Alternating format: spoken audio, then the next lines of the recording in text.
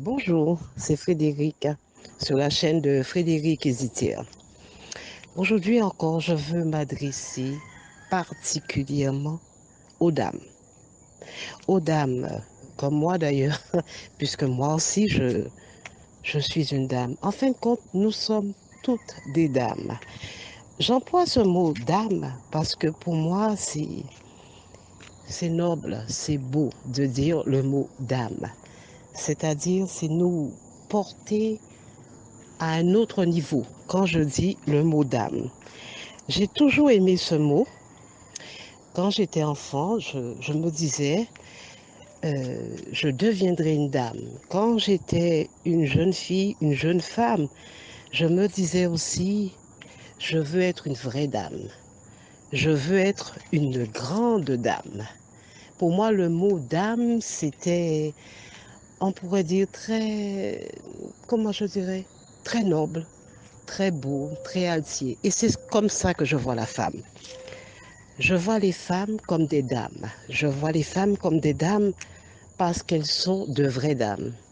Et aujourd'hui, je voudrais m'adresser à toutes ces dames pour leur dire de prendre leur temps qui leur est dû à elles et à elles seules. Je sais que les dames sont très occupées par leur travail, par leurs responsabilités familiales, par leurs conjoints et par toutes sortes de choses venant de leur vie. Mais souvent, nous les dames, nous nous occupons beaucoup des autres et nous nous oublions. Et c'est quelque chose que j'ai compris avec le temps. C'est bien s'occuper des autres, s'occuper du mari, des enfants, de sa mère, de son travail, c'est-à-dire être ce que la société attend de nous. Oui, la société attend de nous que nous soyons des dames qui donnent, qui sont toujours au service et très attentionnées pour les autres, que nous soyons aussi très sensibles, très humaines, etc., etc.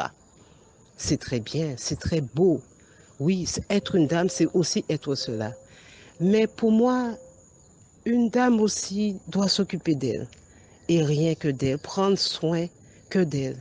C'est-à-dire vraiment se retourner vers elle pour se regarder, pour s'occuper d'elle. Voilà. Quand je dis s'occuper d'elle, c'est dans tous les sens du terme. Alors, déjà, ne serait-ce que sa petite beauté, c'est-à-dire prendre soin de son corps, de ses mains, de ses pieds, de son visage, de ses vêtements, de son maquillage, tout ce qui fait d'ailleurs que nous sommes des dames. Juste le plaisir de prendre soin de nous, de notre apparence physique. Pour moi, ça, c'est très important. Oui, juste se faire plaisir et se dire qu'on est une belle dame. Mais c'est vrai que ça va encore plus loin.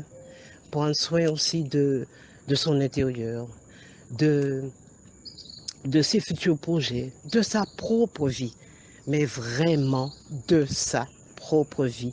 Même si on a un bébé de quelques mois ou des enfants qu'on doit envoyer faire des études ou je ne sais quoi d'autre, ou sa mère malade dont il faut s'occuper. Mais ne jamais oublier que la dame qu'on est a besoin de soins. Oui, voilà. Se porter ces soins-là à soi-même.